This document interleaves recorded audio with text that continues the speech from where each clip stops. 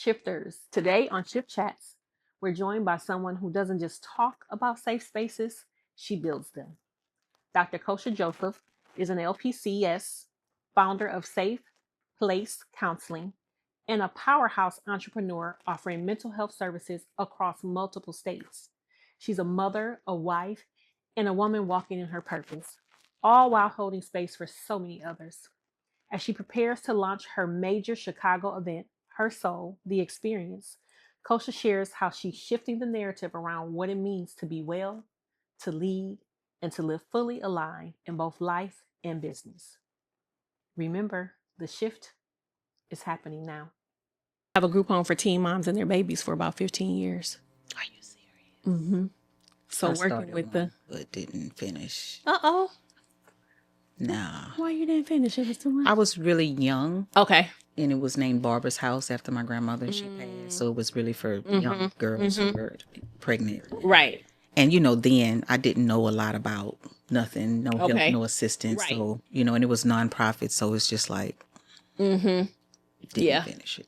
It was a lot. Yeah. It was a that was a time. I tell people that experience for me and a lot of my girls went on to school and graduated, and we used to do all the things like homecoming and prom and take them out and all of that stuff.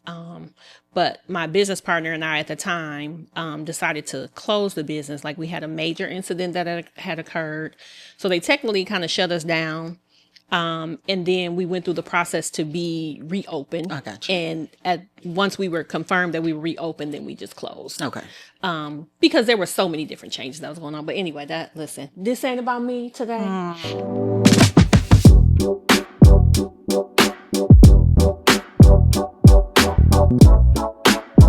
Welcome to Shift Chats. I'm your host, Clarendria Addison, author and therapist. And today I have a special guest, Dr. Come on now, Cosha Joseph. Yeah. Entrepreneur. Yes. Mom. Ooh, all the therapist. Things. All the things. Yeah. So we're going to get into it, y'all. So I always ask my guests to send a picture. And people always be like, oh my God. And I know I say that every time, but people really do be like, oh my God. They overthink it. And I was like, don't overthink it. So think back to the picture that you sent me. Yeah. And tell me what you would tell that version of Kosha. I would probably tell that version of Kosha to keep going. I think I was in a stage of follow. Didn't really have a voice, kind of like always in the background, afraid to be in the front, didn't think I can be or do. So I was just kind of going with the flow. Right. But yeah, I would probably tell that person to keep going. I love that. And it's so interesting that as we come of age and get older and live a little life, we like, why was we dimming our light for the people? Because who? Yeah. And I guess back then, I think for me, like being around a lot of people, I felt in certain instances where certain things were not attainable for me. I think more so just because of my background. Okay. Tell us a little bit about your background. I grew up in a small town, Zachary, Louisiana. My mom's side of the family, a lot of mental health. So I feel like I was not thrown into it, but I grew up in it. Right.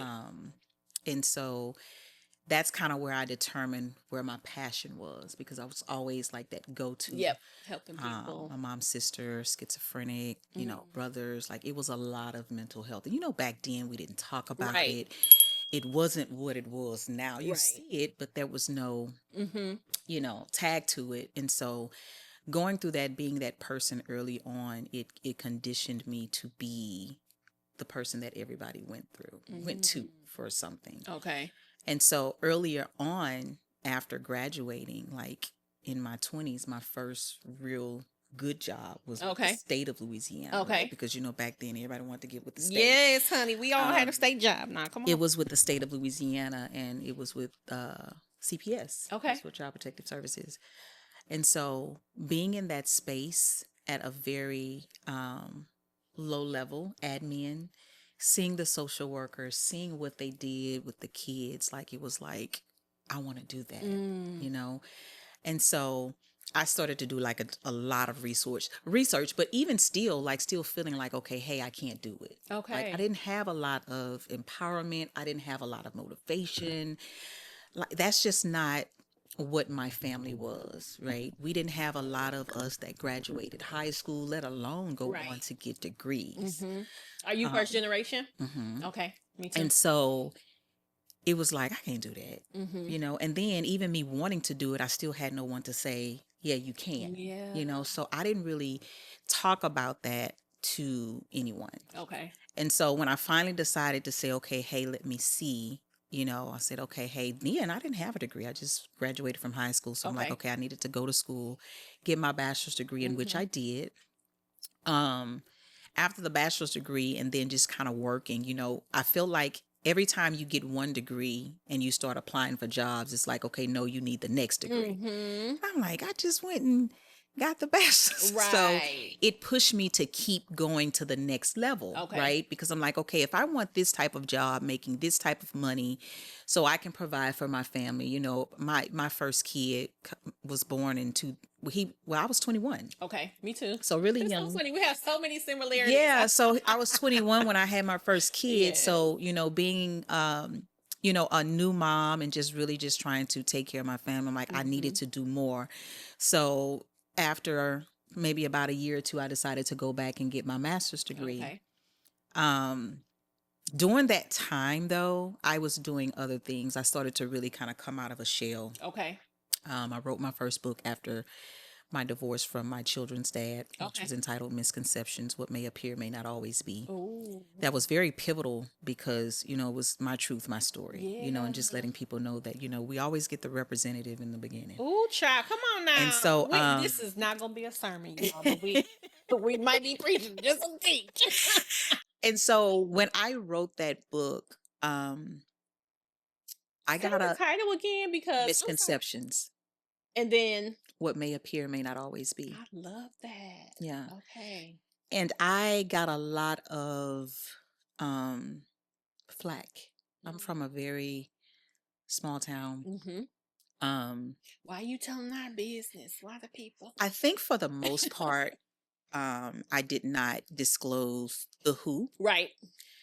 On a fictional basis, but people that knew me knew. And so I got the flag, of course, from that party, and then just not being in a space to where I felt accepted. Okay. I lost a lot of friends through the process. I didn't have a backbone. I didn't have tough skin. So it got to me. Yeah. And I was doing that point in time to where I was like, I wanted to be an author. I wanted to write books. Like, that was my thing. I started my own production company. Oh, wow. And I wrote the Misconceptions. And then not long after that, I did an anthology with two of my girlfriends called Louisiana Divas. And in that book, I talked about what it's like being a woman entrepreneur that people don't see. And I talked about, let's hold some space. Listen. Let's hold some space for that girl. Oh my God. I see you. Yes. Okay. I'm telling you. Wow. Okay. We just had our own moment. I'm sorry, y'all, because it's what you go through, you know, when you're in the process. And I shared how it almost made me quit. I was like, if I gotta go through this, losing my friends, I don't want it. Like, I don't want to do it. And I tell people the story always today. I'm like, you know, if I would have let those people trick me out of my position, I wouldn't be where I am today. You know, I just wouldn't. And so, oh, wait a minute.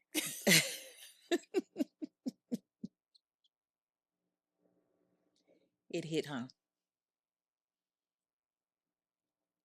Yeah. And I don't know if that's a therapist thing, like, because I don't know, but I feel like I'm sitting here listening to myself right now. Absolutely. Right. Yeah. Wow. Yeah. So many similarities, Yeah. in regards And to. we don't hold space for No, our experience. no, we don't. No, we don't. Yeah. It's always has been about other people, Yeah. especially for me.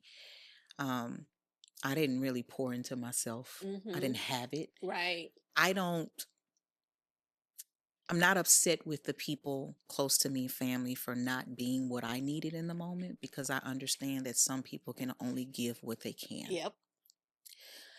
And so I don't hold it against them, right? I move on and I say, you know what? I look back on the teenager, the young adult Right. that I was then to the woman that I am now.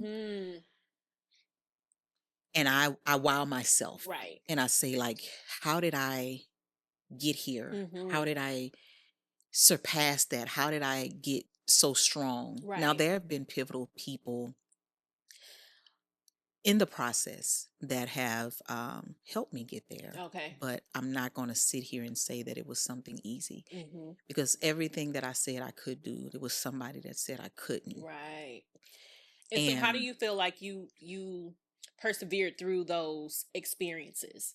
Because I feel like that happens a lot. I had to really work on me. I had to work on my mindset and how I looked at things, because what I had to understand was I can't change people. And you have that crab in a barrel mentality, especially where I'm from, and it's just like everybody's scrambling to do whatever. I write a book, and I'm at a point in my life to where I'm happy that I can motivate and inspire other women to do different things. Yeah. But when it gets to be like a cat fight, I was so elated to be able to have the courage to uproot. Right. Only because I wanted more, right? I knew that what I wanted for myself in life, I could not get there. Right. In Louisiana. I felt like I had reached my peak. Ooh, that sounds like me coming out of Milwaukee, Yeah. child, but come on, this is about you today. I felt like I had reached my peak, and I'm just like, I didn't go to school all these years, do all these clinical hours and all this just to be mediocre. I'm going to take this where I need to We are take it. exceptional, yes. And I think at every point in my life, I felt like, okay, is this enough? Get the license, practicing, is this enough? But of course, who I am, I'm a giver, I'm a helper. Right. So elevating myself to say, hey, I want to be able to do this. And I'm like, okay, hey, I want to be able to write self-help books. Right. Right. I've helped other people publish books. And then, I can say that, hey, yes, I've been an author. I've done these things. But as I continue to grow, I can't help but pay homage to where I come from. Right. Because I come from a little small blue house in Zachary at the corner of Avenue G, Right. where it was 4, 5, 6, 7 people in one house, one bedroom, sleeping on the floor. Yeah. I have come through some tough times. But see, people see you, Yeah. see us, and think, oh, they got it all together. Everything was all. We did not have a silver spoon. I did not have a silver spoon. I had to find my way. I felt like I had to fight for it. Like, and the crazy part is I felt like in some situations I had to fight the people that I loved too. Yeah. You'd be surprised at things that you experience when you get to certain points in your life. Oh, you talking to the mirror. Yes, ma'am. When I tell you, life will turn you around and spank you on your butt and say, let me tell you, like, I have learned so much about people. Right. Which changes my now expectations of because we're expecting the people closest to us to be our biggest cheerleaders, and it does not happen that way. It does not. It's not. And I was looking for that initially, and it took me a while to realize, like, I'm not getting this from here. And it didn't matter how many strangers supported me. It wasn't right if it didn't come from the people I wanted it to come from. Why do we do that? Why?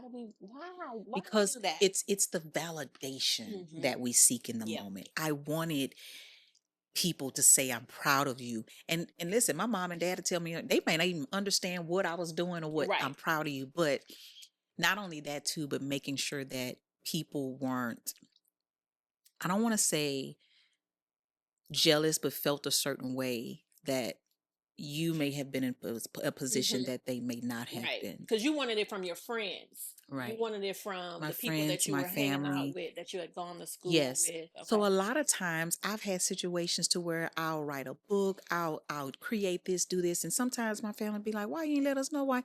I don't look for that anymore. My Mm-hmm. family is not my audience, Mm-hmm. right? Um, and I wasn't always at that point, Right. you know. I needed something, Yeah. and I just learned as I grow the differences between the expectations not being Mm-hmm. let down. Yeah. Even now, sometimes I feel like, I'm doing a whole lot, Right. you know. I don't know how to not do. Mm-hmm. It's just not in my makeup, Yeah. I Right. just, I always say our expectations set us yes, up for I'm failure. always doing something. And it's like now I get the support and I'm okay with the support. Mm-hmm. It's not something that I need or validate because Right. now I'm in that space to where I don't need anybody to validate me. I'm gonna validate myself. Exactly. I love Like that. I know what I'm doing, I know what I want to do, and it's to the point to where you gonna either ride with me or you not, Or not. you know. Yes, I love that. And so, my mom used to, when she was back home a lot, she's always like, you come home and you stay 2 days and you don't stay long enough. But it was like going back into a hole that I struggled so hard to get out of. Mm-hmm. Like Mm-hmm. when you're driving and going into Baton Rouge and you hit that bridge, Right. it's like a whew. Like I It's a immediately different kind of I energy. get depressed. I'm like, Child, listen, I thought it was me driving back into. Then I got to the point to where I wasn't driving. I was flying 30 minutes to just drop in and come back out. I was like, no. Ooh. Um, but I felt like I deserved what everybody else did, Mm-hmm. and I have to say that moving here, being welcomed with open arms, um, networking Mm-hmm. with like-minded women, Mm-hmm. it's not that mentality, motivating, uplifting, and just doing the work. Right. I'm a big fan of doing the work Yeah. because that's just, my background and where I come from. When I see a need, I want to be able to Right. to deal with it. Yeah. I always tell people I'm solution focused. Mm-hmm. If there's a problem, like we can't stress about the Right. problem. Right. We And what can't we gonna determine do to what the fix it? why. Like Yes. what's the Right. result? You know Right. what I'm saying? And so, and a lot of people don't like that because a Mm-hmm. lot of people feel like, oh, okay, you just want to, quickly find a solution. It's like, why stress about Right. it How long if we gonna sit in this mess before we do something? I love that. Yeah. so I have been able to be in a really good space, but and I think my dad was a very big part of my life. That was like my dog. Okay. We talked a lot. He gave me a lot of good advice, but Mm-hmm. my dad was also very hard on me coming Okay. up. Very, very hard on me Right. coming up. How do And you feel like that changed you and geared you to I feel kind like of he what you're prepared doing now? me Okay. um, for a lot. Mm-hmm. Some of the things that he instilled in me, the ways he was very resilient. Um, he showed me, not even trying to show me that when you're still going through the worst of the worst, still having faith Right. in that, Mm-hmm. and I think I noticed when he really, really got sick, my faith wavered. Mm-hmm. I knew better Right. because of how I grew up, Right. but I couldn't understand Mm-hmm. why. Right.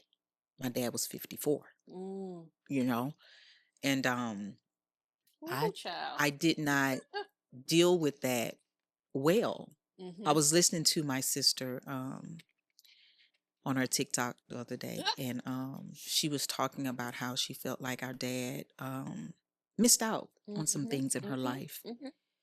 And I'm like, that's your story. Yeah. And I know for me, my mom and my dad were married and he was there at certain points, but I feel like he wasn't there for the most pivotal point in my life. Look at me now. Right. He's not here to witness. Oh, he's witnessing what his baby girl is doing, like all of the things. And I'm like, man, like, I just wish he was here, and during that moment, it's like I felt robbed. Right. Of my person. Right. I'm sorry for your loss. And so I started to he was like my driving force. When I did my Her Soul Healing Journal, I released it on his birthday. I'm like, because I had to get to a point to where I finally started to heal from that grief, because I mask it. Right. I'm doing everything for everybody else. I'm helping, being there for I don't have time to really grieve. But when it hits you, it hits you. Yeah. So I love that you said that, because that is where I was this past week with losing a good friend of mine. Yeah. And I was like, I'm just going to be in it. You got to be in it. Because we don't get to do that. We don't. And to let people know, like, I know in one of my posts I shared, like, so many people were checking on me. And I was like, thank you for checking on the strong friend, because I'm not strong all the time. I feel like sometimes people do forget about us. Yeah.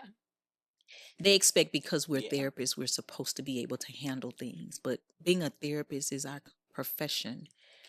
We're human. Right. We are human. We feel, we go through, we deal with everything everybody else does. Yeah. And I used to hate that too. Yeah. People would use, you're supposed to be a therapist, and this here, and I'm resilient. Like, I'm a therapist that has a therapist, because guess what? I have to process my own stuff. Like, when you being dumped on all the time, and then you got clients, like, you need to let go of some stuff too. Right. But my sister always tells me, she was like, I never know what's going on with you. Yeah. So have you been in the practice of being better with that? Because I know I've been intentionally in the practice of being better in one. Like, I think it might have been Ryan that called me, and he was like, how are you doing? And I was like, not good. And he was like, thank you. Yeah. Because I was not good. I don't know how to do that. I don't share. People don't understand how heavy life gets. Yeah.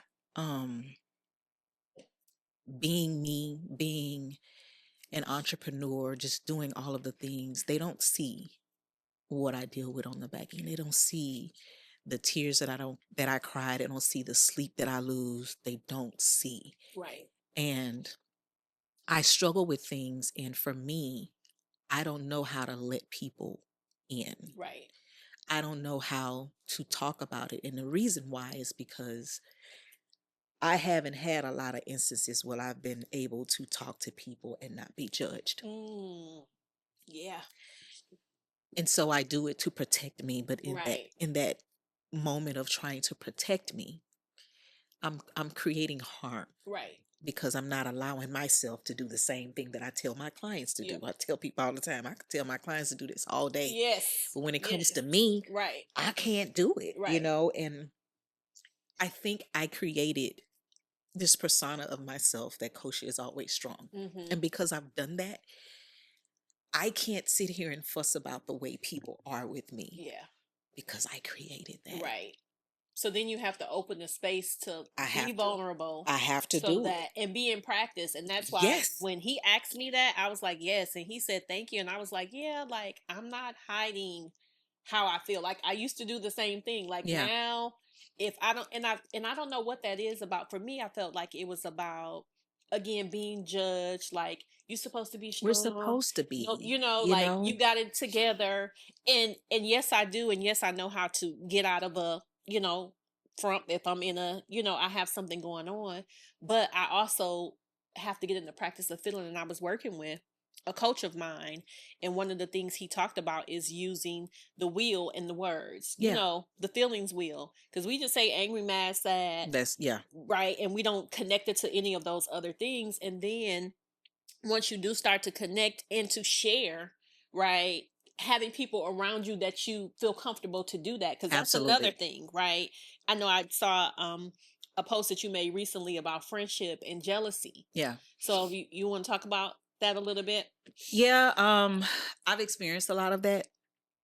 It'll never be known that that's what it was.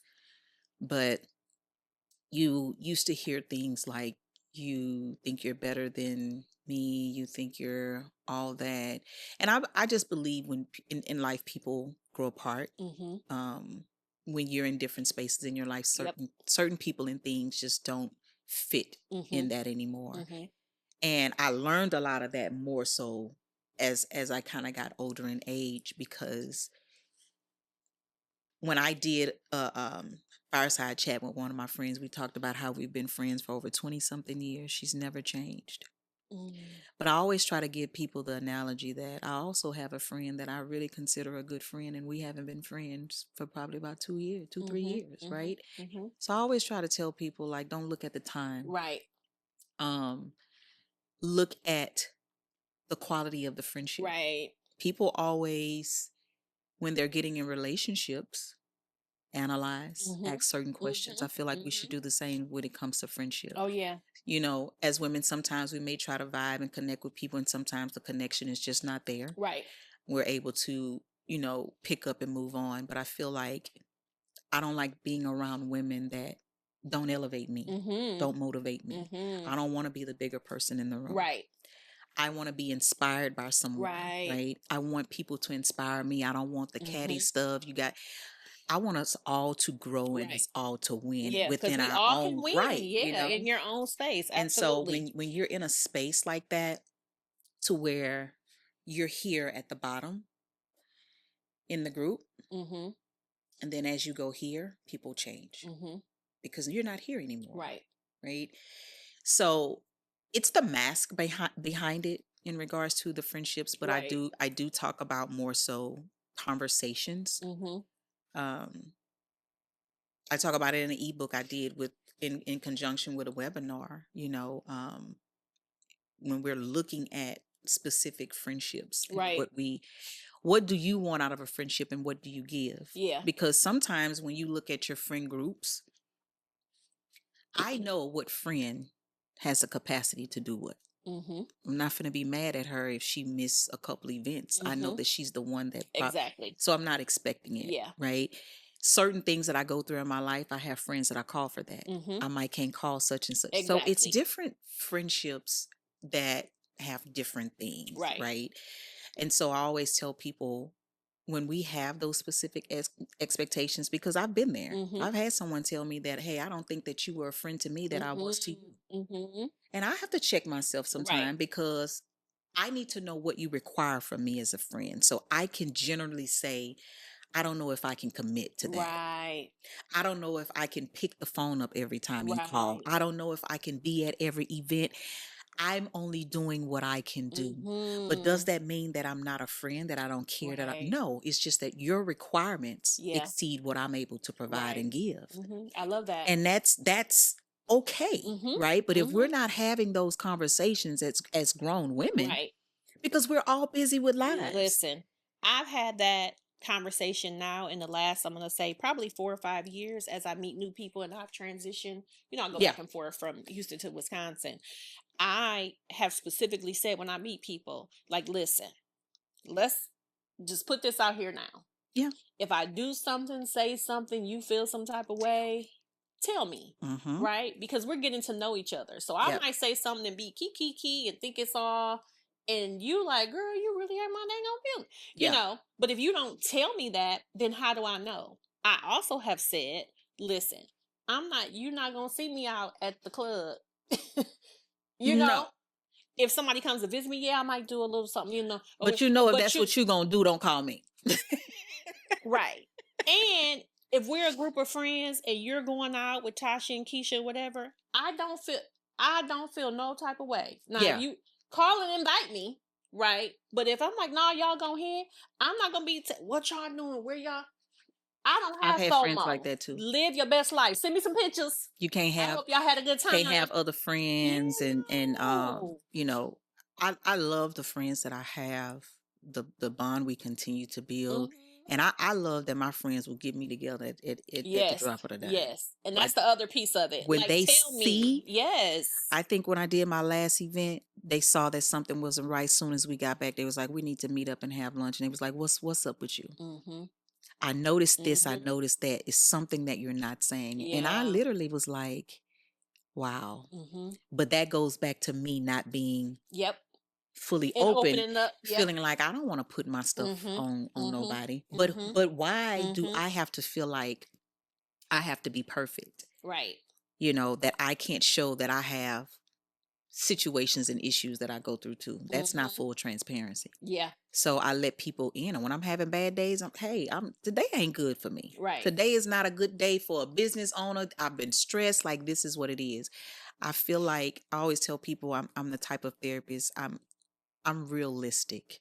Of course, we can throw textbook all day. Exactly. I'm realistic. So realistic expectations all the time in regards to what I'm requiring.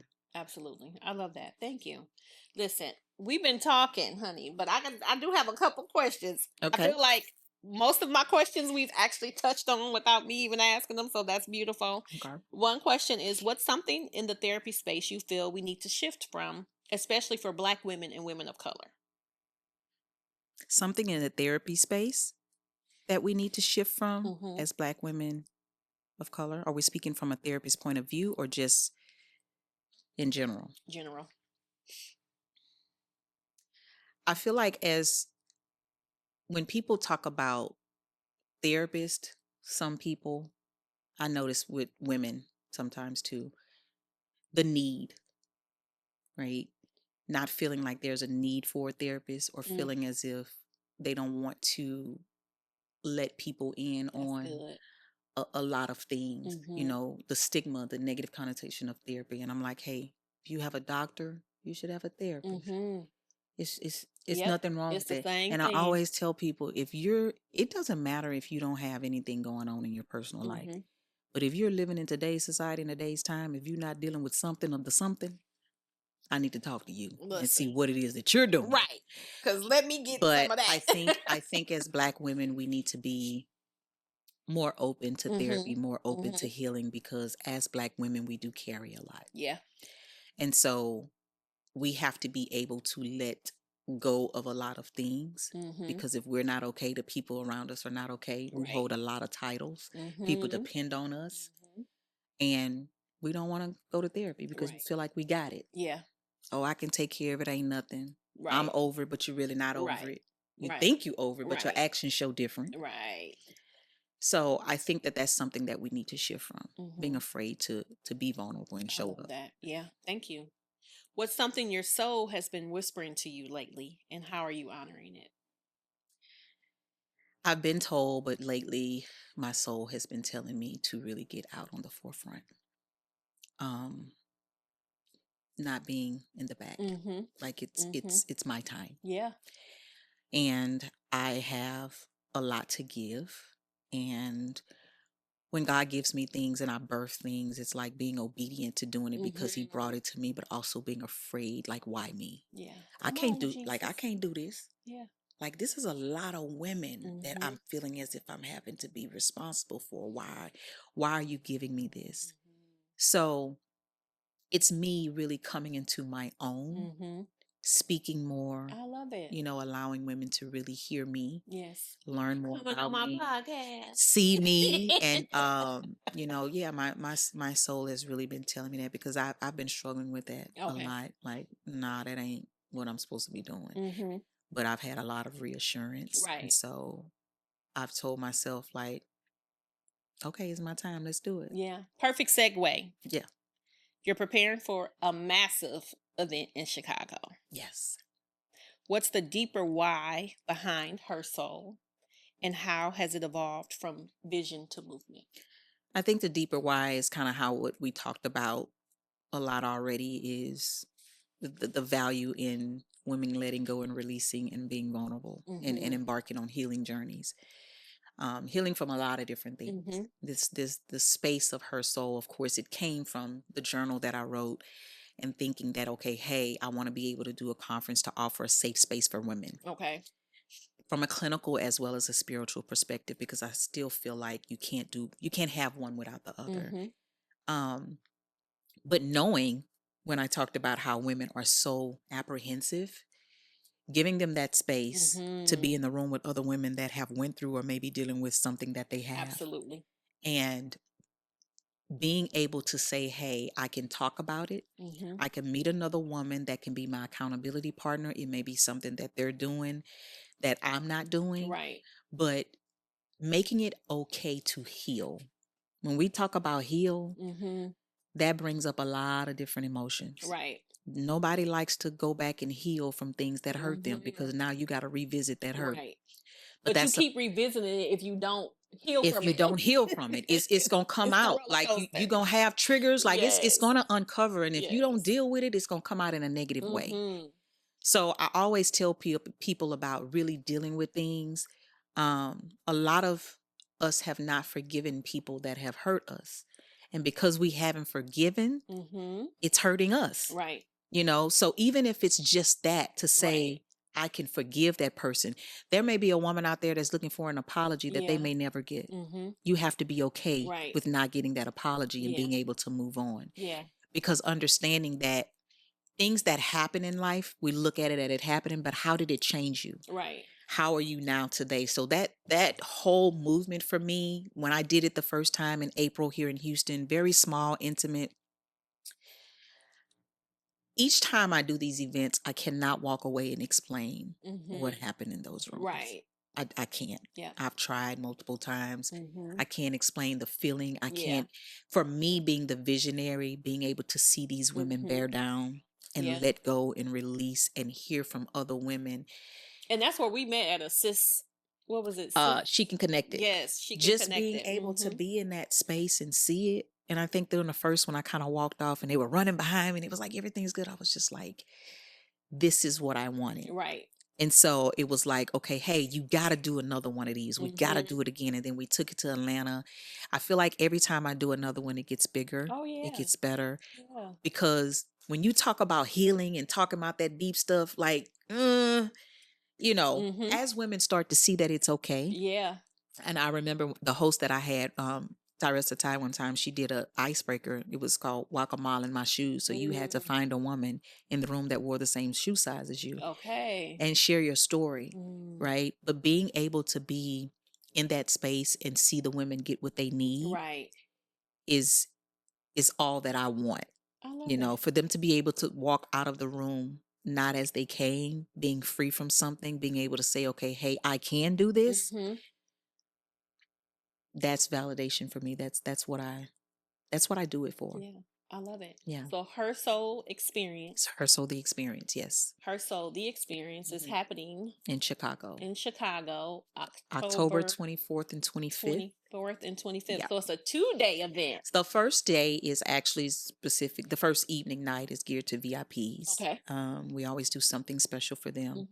The next day is pretty much going to be, you know, our amazing mega panel. We'll have Bree Babineau there ministering. The night session will be myself and Dr. Bryant. So it's going to be amazing dialogue, being able to hear from a lot of women. I wanted to do something different this time, because a lot of times I would choose my speakers, but I wanted women, regular women, to come and share their stories. It doesn't matter your platform. Right. It doesn't matter. Right. Because I was there thinking that I'm not good enough or big enough to be here on this stage. I want to give women the opportunity to share, because you never know what woman you're going to touch with your story. Absolutely. That you can connect with. And so that was important for me to do this time around, because I just felt like it was just a needed thing. Right. Yeah. Thank you. I love that. Question. If you could have dinner with between 1 to 3 guests, dead or alive, who would it be and what would you ask? Dinner. I would definitely have dinner with Jay-Z. You know, I would have dinner with Barack Obama. Okay. Yeah. Well, I like him. He's cool, you know. Now people always say, is Michelle coming or is just Barack? What we doing? I like them both, but I would I would have dinner with Barack. Okay. I think, who else? Steve Jobs. And what's the question? I think more so from a business perspective, Okay. because you know, where I want to be and where I want to go in life. You want to know the key things in regards to what's the secret to maintaining. Yeah. You know, I was watching, I think it was a clip of Jennifer Hudson's show, and she was asking someone on there, she was like, I just want to know how you do it all. He was like, I don't. Right. I don't. Like, delegate. I'm stressed out every day. Like, I'm not going to sit here and tell you, like, yeah, I have it all together. No, I am scrambling every single day to get this right. Mm-hmm. But I would definitely ask, like, how do you maintain? What is the key secret to having a successful empire and have a major impact on the people around you? Right. I love that. Yeah. One final thing you want to share with the shifters? Maybe just if a person is in a situation to where they're contemplating if there's something that they need to do, I want them to be able to get rid of the fear. So I would say to them, you know, let the fear go and step out into your purpose. And if there's any people that are around you that are not befitting of you right now, I need you to change your situation and change your circle. Check your connections, you know, that check your connections, because a lot of times the people we're connected to hinder us from where we want to go in life. Yeah. Wow. Thank you. You're welcome. The shift is happening now. Yep. That was good. Dr. Cosha reminded us that healing isn't just something we facilitate for others. It really is a journey we must honor within ourselves too. From the therapy room to her own living room, she models what it means to lead with softness, strategy, and soul. Keep following Cosha's work with Safe Place Counseling and Her Soul, The Experience, because her impact is only just the beginning. Remember, the shift is happening now.